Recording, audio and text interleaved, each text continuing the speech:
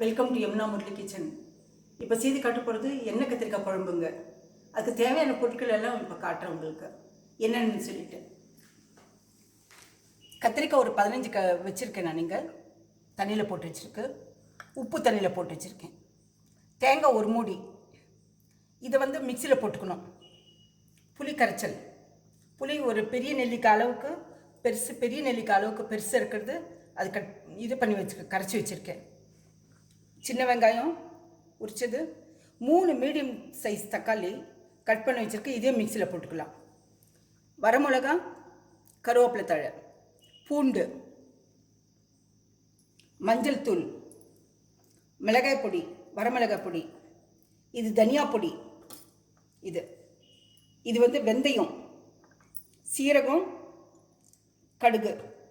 இப்போ என்னென்ன மிக்சியில் போடணும்னு சொல்லிட்டு உங்களுக்கு காட்டுறேன் நான். பாருங்கள்,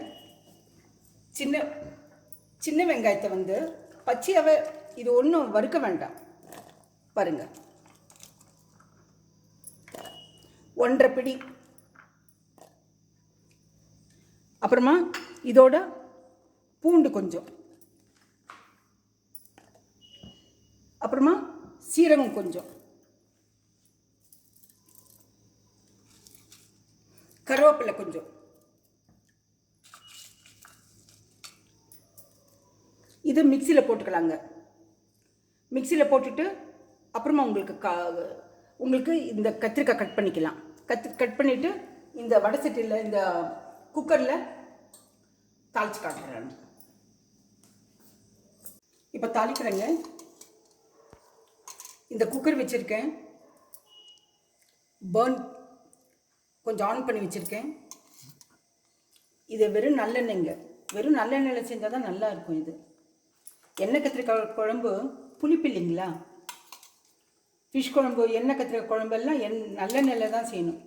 அப்போ தான் ரொம்ப டேஸ்ட்டாக இருக்கும் அது.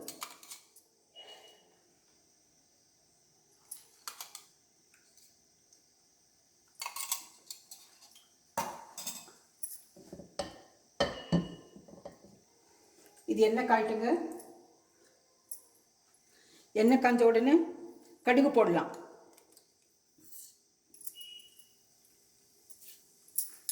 கடுகு பொரியுதுங்களா?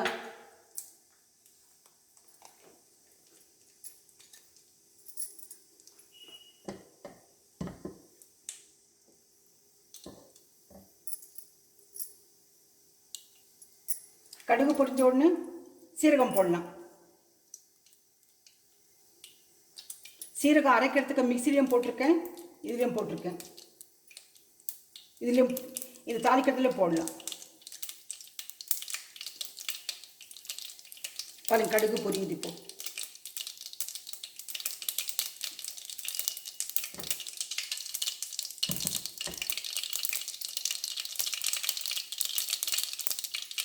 இப்போ சீரகம் போடுறேன். வெந்தயம் போடுறேன். பாருங்க, வெந்தயம் போட்டால் புளி குழம்புல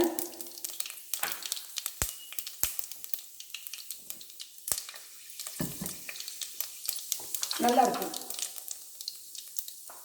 இப்போ கருவேப்பிலை, 4 வரமிளகா போட்டுருக்கேன். அப்புறமா வெங்காயம், பூண்டு,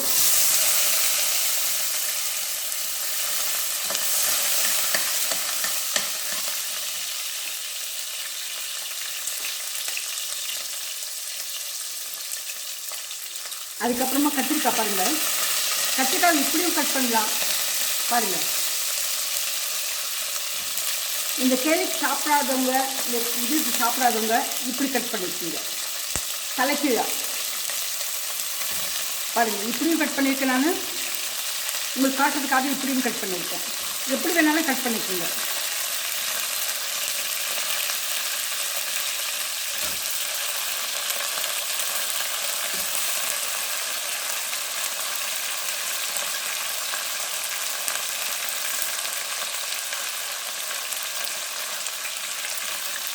உடனே உப்பு போட்டுடுங்க. தேவையான உப்பு போட்டுக்கலாம். அப்போ தான் உப்பு பிடிக்குங்க. நான் ஒவ்வொரு வீடியோலையும் சொல்கிறேன். நான் உங்களுக்கு காய்கறியோ கறியிலையோ எது இருந்தாலும்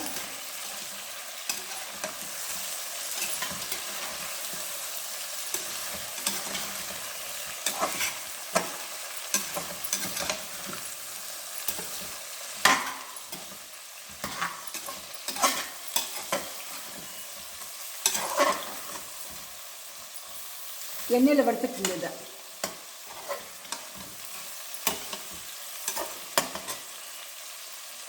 எண்ணெயில் வறுத்துட்டு கொஞ்சம் மஞ்சள் பொடி போடலாம், ஒரு 1/2 ஸ்பூன்.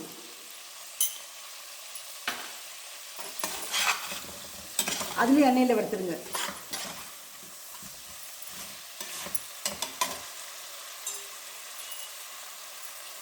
வரமிளகா பொடி போட்டுக்குங்க.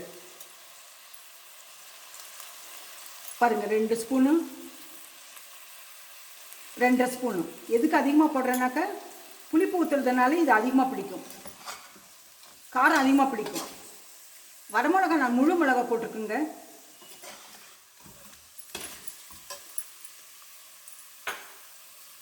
அப்புறமா தனியாத்தூள்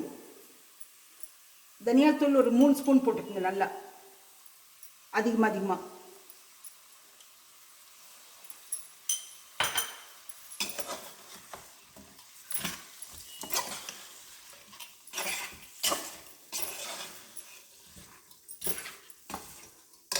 உங்களுக்கு மிக்சியில் காட்டியிருக்கேன். நான் வெங்காயம் எல்லாம் போட்டு காட்டினேன், கூட தக்காளியும் போட்டு மிக்சி போட்டு வச்சுருக்கேன். நான் பாருங்கள், எல்லாம் பச்சையாகவே போட்டிருக்கேன்.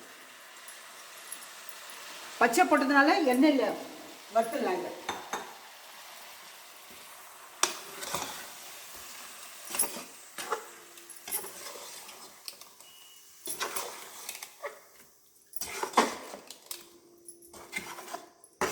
நல்லா கலக்கி விட்டுடுங்க.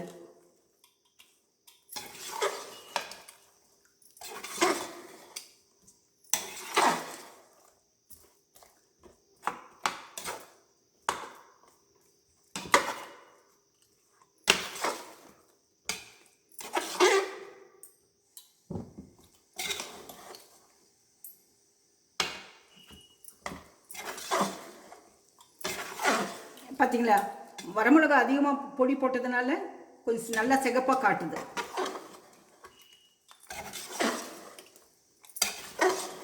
இது உப்பு காரம் பிடிக்கிறதுக்காக இது இப்படி கலக்கி விடுறேங்க நான்.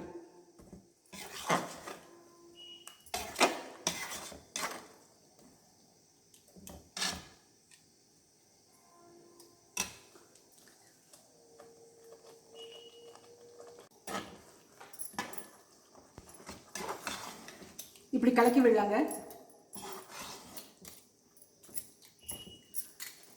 ஜஸ்ட் உப்பு காரம் பிடிக்கிறதுக்காக தான்.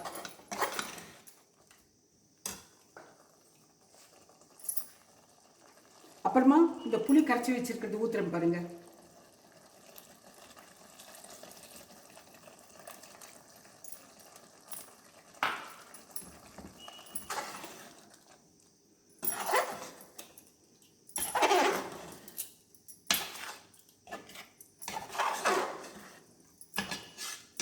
கலக்கி விட்டாதாங்க இது உப்பு காரம் நல்லா பிடிக்கும் எல்லாத்துக்குமே.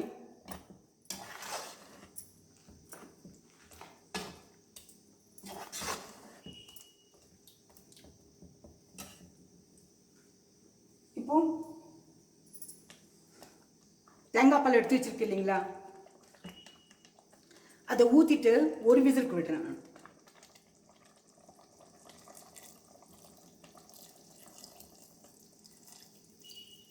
பாருங்க, தேங்காய் பால் ஃபஸ்ட்டு பால் செகண்ட் பால் எல்லாம் ஒன்றும் கிடையாதுங்க. 2 முறை பிழிஞ்சேன் நான். பிழிஞ்சு எல்லாம் ஒட்டுக்க ஒரே முறை ஒரே பவுல் எடுத்து வச்சுருக்கேன் நான்.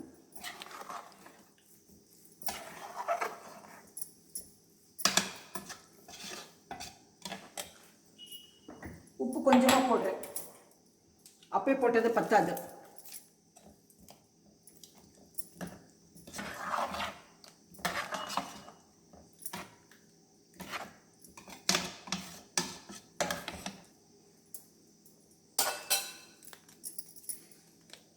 எல்லாமே போட்டாச்சுங்க. இதுக்கு இப்போ நான் வந்து குக்கருக்கு மூடி போடுறேன் நான். நீங்கள் உப்பு காரம் பார்க்குறதுனா பார்த்துக்குங்க நீங்கள். ஏன்னா இந்த தருணத்தில் பார்த்தா கரெக்டாக இருக்கும். பாருங்கள், இவ்வளோ கெட்டியாக இருக்கும். இது கத்திரிக்காய் வெந்த பிறகு, இது ஆறின பிறகு இன்னும் கொஞ்சம் கெட்டியாகும். ஒரே விசில் விட்டுங்க. அவ்வளோதானுங்க. ஒரு விசில் வந்தது, எண்ணெய் கத்திரிக்காய் குழம்பு ரெடி. இப்போ குக்கர் திறந்து பார்த்தீங்களா எப்படி எண்ணெய் மேலே வந்திருக்கு பாருங்கள். இந்த எண்ணெய் கத்திரிக்காய் குழம்பு இனி கொஞ்சம் நேரம் ஆறின பிறகு இனி கொஞ்சம் கெட்டியாயிடும். இந்த ரெசிபி பிடிச்சிருந்தாங்க உங்களுக்கு பாருங்கள், இதுதான் செய்முறைங்க. இந்த ரெசிபி பிடிச்சிருந்தா லைக் பண்ணுங்கள், ஷேர் பண்ணுங்கள், சப்ஸ்கிரைப் பண்ணுங்கள். மறக்காமல் பெல் பட்டன் ப்ரெஸ் பண்ணிங்கன்னா அடுத்த ரெசிபியில் பார்க்கலாம்.